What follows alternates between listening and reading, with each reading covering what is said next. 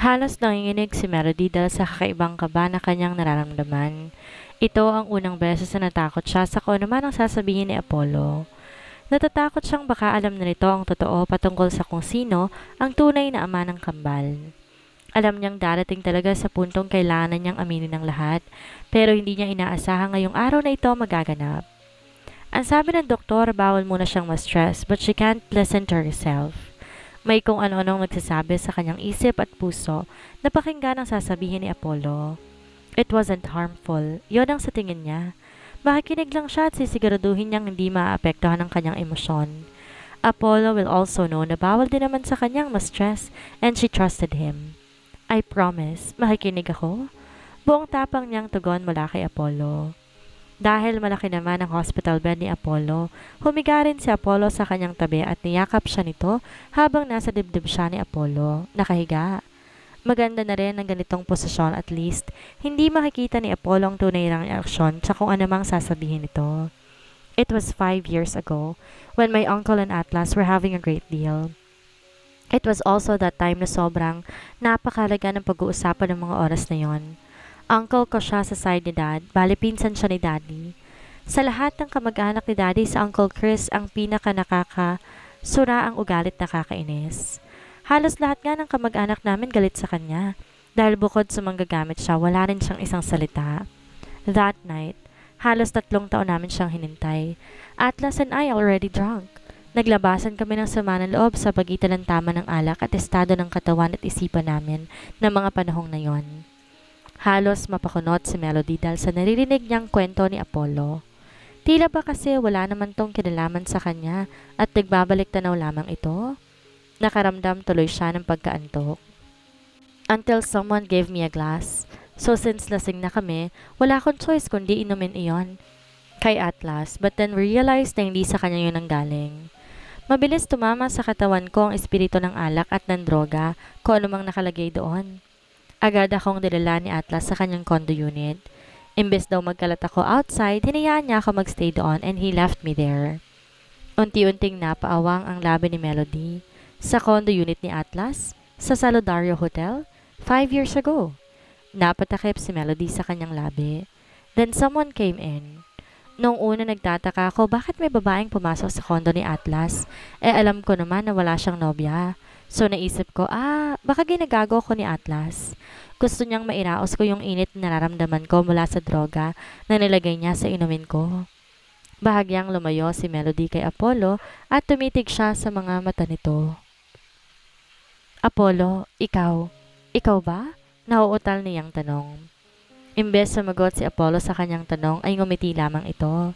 That night was an amazing night. Kaso tinakasan ako ng babae eh. She ran away not knowing na magbubunga pala ng 2 napakagwapong batang gabing yon.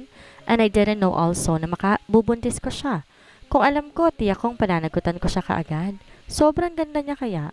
Pagbibiro pa ni Apollo sa huli. Ngunit si Melody ay labis ang gulat at saya na nararamdaman. She was so shocked at the same time, sobrang saya. Ikaw nga, ikaw ang lalaking yon. Ikaw nga ang ama ng kambal. Naluluha niyang saan. Kaagad siyang niyakap ni Apollo. Kaya nagpapasalamat ako sa Diyos na nahanap ulit kita. Kaya pa ulit-ulit kong sinasabi sa iyo na mga anak ko sila. Sadyang di pa ako handa nun dahil baka magalit ka. Baka isipin mo sinamantala kita porket wala kang choice, kundi ang pakasalan ako nun. Hinampas ni Melody ang balikat ni Apollo. But that's the truth. Talagang sinadya mo kung kunin kay Daddy dahil alam mong may mga anak mo sila. You are so unfair. Sana sinabi mo na lang. Kapag sinabi ko, baka umalis na naman kayo at lumayong muli sa akin. Masayang masaya siya sa kanyang nalaman, ngunit hindi maaalis sa kanyang isipan ang takot. Takot kung tatanggapin ba ng kanyang ama, pati na ng kambalang katotohanan. Maaaring magalit o magdamdam ang mga ito. Knowing that her father, never niyang sinabi ang tunay na dahilan kung sinong ama ng kanyang pinagbubuntis at kung anong tunay na nangyari. Hindi niya masabi dahil tiyak nang masasaktan to sa kanyang ginawa. But look at now, di naman pala matandang kanyang pinirahan ang siyang ama ng kambal. Mabilis lumipas ang oras at ang dami nilang napagkwentuhan. Ilang sandali pa sabay nang pumasok ang kanilang mga anak. Kasama nito ang kanilang ama. Nakaramdam tuloy si Melody ng pagkalamig sa kanyang mga kamay na kaagad din namang naramdaman ni Apollo. Hindi pa rin sinasabi ni Apollo na alam na ng mga ito dahil gusto niyang makita ang reaksyon ni Melody at ang kanilang mga anak na ang siyang umamin. So, Daddy, did you tell her that you are our real dad? Tumatanong na tanong ni Leven. What? Pagkukunwaring gulat na tanong ng ama ni Melody. Ngunit siya'y nabigla at nagulat din. Naguguluhan siya sa sinabi ni Leven. Pabalik-balik ang tingin niya sa kambal at kay Apollo. What? Puno ng kaguluhan ang kanyang isipan. Hanggang di na napigilan pa ng kanyang ama ang matawa at halos sabay-sabay ang mga tong tumatawa sa kanyang harapan. Pakiramdam niya tuloy siya ang may pagkakamali ng sobra at pinagtatawanan siya ng mga ito dahil para bang siya lang ang walang nalalaman. Nararamdaman na naman niya ang pangangilid ng luha sa kanyang mga mata. Wow, don't cry, love. Kaagad na pag-amo sa kanya ni Apollo at agad pinunasan na nagbabadyang luha sa kanyang mga mata. Don't cry, mommy, sigaw ni Leven. Sorry, mom, sigaw naman ni Lexus at lumapit sa kanya ang kambal. Binuhat to ni Apollo at nilapag ang kambal sa kamay, yumakap din kay Melody. Sorry, my princess, sambit naman ng kanyang ama na may ngiti pa rin sa labi. Inalikan siya ni Apollo sa noo at diretsong may binulong sa kanya. Nung una hindi niya maintindihan ang sinasabi nito, ngunit nang sumabay ang kambal sa pagbulong, nanlaki ang kanyang mata, kasabay ang pagkalaglag ng kanyang panga. What? Are you guys serious? Sigaw niya. Melody's POV. 2 linggo nang nakalipas bago ko makalabas ng ospital. Parang sariwang-sariwa pa sa aking alaalang lahat ng nangyari. Lahat fresh na fresh sa isipan ko na kapag naaalala ko, automatic na napapangiti ako. Nangako sa akin ni Apollo na never siyang maglilihim pang muli sa akin. Grabe, hindi ko lang talaga inakala na alam na ng kambal pati ni Daddy ang katotohanan. Wala akong ideya sa kung paanong pinaalam sa kanila ni Apollo pero ang kambal, sila mismo nakaalam base sa DNA test. Talagang matalino ang kambal. Wala na rin naman si Athena na siyang manggugulo sa kanila. Nakakulong ito, ganoon din si Vito na siyang kasabwat nito sa lahat ng kasamaan niya. Hindi makapaniwala si Melody sa lahat ng kasong sinampa kay Athena. Hindi niya mawaring ganito pala talaga to kasama. Kahit sa ibang tao nagagawa nitong maging masama kahit walang kinalaman sa personal niyang buhay. Grabe talaga, Miss Melody, ang love story ninyo ni Sir Apollo. Kinikilig na sambit ni Hope. Kasalukuyan silang nagdidilig ng mga halaman. Parati na lamang narito siya sa mansyon at ayaw siyang papasukin sa trabaho. Miss na rin siya ni Shane at Wincy, ngunit busy rin to sa ngayon. Bare months na kasi. Super daming client sa ganitong peak season. Gusto ko rin ng love story ng katulad sa inyo, Miss Melody. Yung tipong gagawin ng lahat, hahamakin ng lahat, makuha ka lamang. Tila naging Makata naman si Grace. Natatawang sinabuyan sila ni Melody ng tubig mula sa gripo at hose. Kaagad na tumuli ang mga ito habang nagtatatakbo, ngunit patuloy pa rin ang pang-aasar nito sa kanya. Kaya talaga, palagi niyo na lang ako inaasar, sambit niya sa mga ito. Ngunit ang totoo, kinikilig din naman siya. Sinong mag-aakala na naka one night stand niya lang noon, pagkatapos asawa niya na ngayon at ikakasal pa silang muli. Kagustuhan niyo ni Apollo para maging formal ang kanilang kasal, kahit hindi biglaan, lang katulad nung una. Naramdaman naman ni Melody ang pagtabi sa kanya ni Atlas. Nakangiti rito habang nakatingin sa hardin na kanyang sinimulang alagaan. Nahilig na siya sa pagtatanim at pagsasaayos ng hardin dahil ito ang naging libangan niya nung nagpapagaling siya. Ultimo pati baka kaklose na niya. Tuwang-tuwa siya tuwing kinukuhanin nila ito ng gatas. Even the kids nag-e-enjoy dahil parang nasa farm na rin daw sila. Lumalaki na talaga ang tiyan mo, Melody. How I wonder kung gaano kabigat yan dalhin? Sambit ni Atlas. Binaba ni Melody ang hawak na hose at tumarap kay Atlas. Oo nga pala, Apollo and Atlas are now okay. Nagkaayos at nagkapatawaran na mga to kaya naman goods na rin na lumapit sa kanya si Atlas. Kahit pa sabihing nagsiselos pa rin si Apollo ay wala naman tong magawa dahil malaki ang utang na loob namin kay Atlas. Natatawa pa nga ito nang malamang na pagkamalan ko siyang anak ng kambal. It was all Athena's plan. Gusto niyang ipaisip sa akin ang information na yon hanggang sa mabaliw ako? Oo nga eh. Pakiramdam ko pa parang kambal din. Natatawa naman niyang tugon dito. Wow, hinay-hinay sa pagsasalita ng ganyan. Baka magkatotoo. Baka sa boses ni Atlas ang pagkatakot. Kinuha naman ni Melody ang kamay ni Atlas at ipinahawak yon sa kanyang tiyan. Di naman na nakatanggi pa si Atlas at tuwang-tuwa ito. Parang humihimas lang ako ng watermelon. Natatawang sambit pa ni Atlas na ikinatawa ko na rin. Inamin din pala sa akin ni Atlas na muntik na akong agawin kay Apollo, kaso raw huli na dahil hulog na pala ako sa kanyang kapatid. Ewan ko ba? Walking red flag naman si Apollo pero hindi ko rin maintindihan ang aking sarili kung bakit ako tinamaan kay Apollo. Kapag talaga tinamaan ka ng para ni Cupido, wala ka nang magagawa kundi sundin ito. Dahil kapag nilabanan mo sa huli, ikaw lang din ang talo at tiyak na masasaktan. Nagsimula kaming maglakad ni Atlas sa hardin. Ito na rin ang naging pahina ni Atlas at ang pagpapaligo sa baka. Gustong gusto nito ang gawain na yon. Kahit ang mga bata sa tuwing nasa swimming pool, ang baka ay naliligo rin sila. Habang si Apollo nakabusangot, nagsiselos sa atensyong binibigay ng kambal naming anak sa tuwing kasama nitong kabonding si Atlas. Minsan ay napapansin kong si Apollo na naman ang naglilihi. Daig pa nitong buntis kung magselos at mag-demand ng mga pagkain. Maraming salamat sa iyo, Melody. Sambet ni Atlas na siyang kinayuko ko. Maraming beses na kayo nagpapasalamat. Ano ba naman yan? Wala ba yung katapusan? Biro niya rito. Lihim namang napangiti si Atlas. Oo, walang hanggang pasasalamat sa iyo. Kung hindi dahil sa iyo, hindi magkakaayos ang pamilya namin. Natutong magpatawad si Kuya Apollo. Natutong magpakumbaba at tanggapin ang kanyang pagmamakamali. Lahat kami may natutunang mahahalagang bagay mula sa iyo kaya maraming salamat. Parang nakaramdam ako ng kung anong lungkot sa boses nito mula sa huling sinabi nito. Napahinto ako sa paglalakad at saka napayuko. Teka, Atlas? Pagtawag ko sa kanyang pangalan. Aalis ka ba? Para ka kasing nagpapaalam. Huminto rin si Atlas sa paglalakad at tumarap sa akin. Nakita ko ang lihim niyang pangiti. Ngiting mas peke pa sa peke. Oo, aalis na ako. Nasabi ko na noon na gusto ko magpari. Malakas kong binatukan si Atlas na siyang kinagulat nito. Punyawa ka? Talagang seryoso ka sa sinasabi mo? Hindi birong pagpapari, bawal ang babaero doon. Naku, Atlas, mahihirapan ka. Pinipilit kong pagalitan to, ngunit ang totoo nasasaktan ako. Huwag kang mag-alala, dahil di naman ako nagkaka-interes pa sa babae.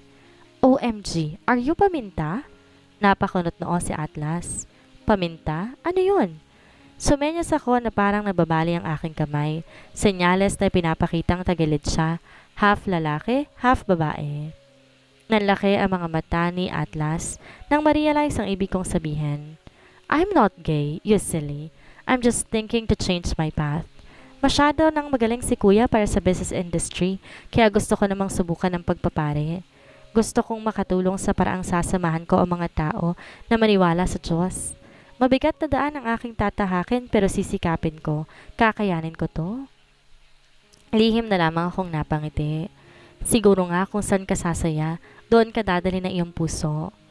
Kung masaya si Atlas sa kanyang desisyon, sino ba naman ako o kami para pigilan siya?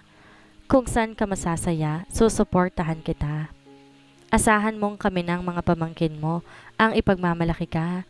Mahal ka namin eh. Hoy, gumising ka na dyan. Gusto naming makarinig ng balita. Malakas sa sigaw na isang babaeng halos nasa 40 ng edad. Marami tong tattoo sa katawan. Malaki at malakas pa to sa kalabaw kaya kinakatakutan din ng ilang preso. Ito si Gracia, ang kanang kamay ni Madam Volta. Ano ba? Sinabing tumayo ka na eh. Sigaw muli ni Gracia. Hindi magawang makagalaw ni Athena dahil sa sakit na nararamdaman ng kanyang buong katawan. Simula nang makulong si Athena ay walang araw na hindi siya kinawawa ng mga kasama niyang preso. Nariyan na pagsasawayin siya, pagkakantahin, gagawing news TV anchor at kung minsan ay komedyan. Wala siyang magawa dahil dito sa loob ng kulungan, wala siyang kapangyarihan. Walang tutulong sa kanya, wala ang kanyang yaman. Sa bawat araw na lumilipas, palala ng palala ang buhay niya rito. At imbes pagsisihan niya ang lahat ng kanyang kasalanan, ay sinisisi niya si Melody at si Apollo sa nangyayari sa buhay niya ngayon. Dahan-dahang tumayo si Athena kahit pamaga ang kanyang mga binti. Kung hindi kasi siya susunod, tiyak na hagupit ng sinturon ng kanyang malalasap. At ayaw niya nang mangyari pa yon dahil baka hindi niya nakayanin pa. News ngayon, Apollo Locserio patuloy na kinikilala at namamayagpag sa iba't ibang sulok ng bansa.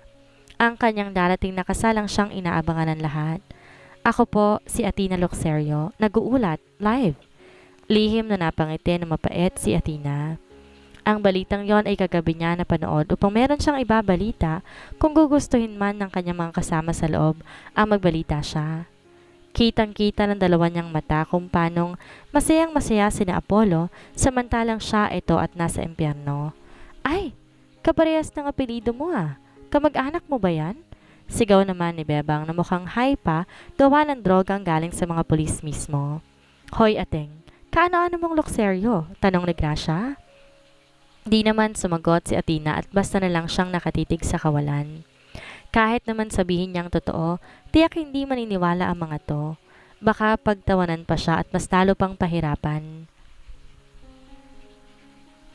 Nagulat siya nang biglang hilahin ni Gracia ang kanyang buhok. Hoy, tinatanong kita. Sigaw nito sa kanya. Ano, napipi ka na ba? Gusto mo gawin talaga kitang pipi ha? Hindi pa rin nagsasalita si Athena, ngunit ang luha sa kanyang mga mata ay patuloy lang ang pag-agos, hanggang di niya na kayang manahimik pa. Kung magtatagal siya rito, kailangan din niyang maging matapang. Matapang naman siya noon, pero iba kasi ang sistema niya ngayon. Bitawan mo ko, nasasaktan ako. Malakas niyang sigaw at pilit ko mawala sa kamay ni Gracia. Aba, lumalaban na. Sigaw naman ni Bebang. Lahat ng mga presong babae biglang nagsigawan at gumawa ng ingay. Dumura si Gracia sa harapan niya at tinuro siya at saka sinenya sa ibang presong hawakan siya. Gunting, kunin niyo ang gunting? Malakas sa sigaw ni Gracia. Nilukob ng takot si Athena. Alam niya ang gagawin nito. Matagal na nitong pinagdidiskitahan ang mahaba niyang buhok.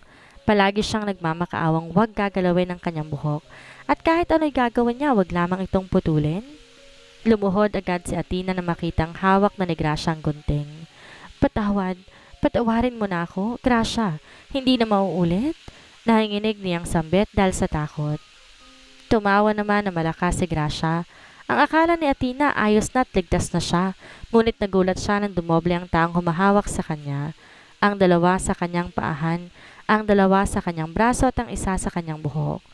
Halos inipon lahat ni Athena ang lakas niya para makawala, ngunit wala siyang magawa. No, huwag. Sunod-sunod na ginupit ni Gracia ang kanyang buhok. No, stop! Tigilan niyo ang buhok ko! Umiiyak niyang sigaw, ngunit isa sa mga preso'y wala man lang tumulong sa kanya.